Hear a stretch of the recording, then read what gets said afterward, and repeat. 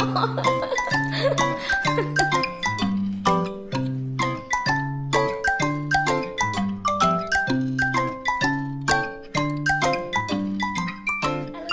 this is me Shita and welcome to my channel Fluorescence.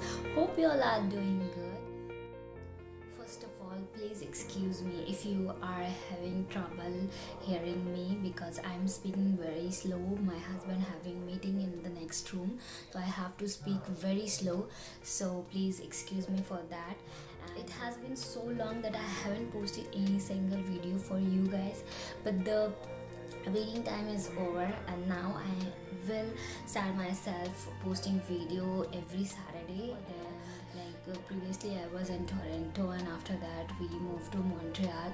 I'm here and I'm going to post every single video in Montreal and everything. I will update you related to Canada and related to my lifestyle and everything. I will try to update you. So this video is basically related to my bedroom. Actually we are not having too much furniture yet, so but still there is a few basic thing, so I have decided to share with you. So I don't want to waste single minute, so let's get into the video.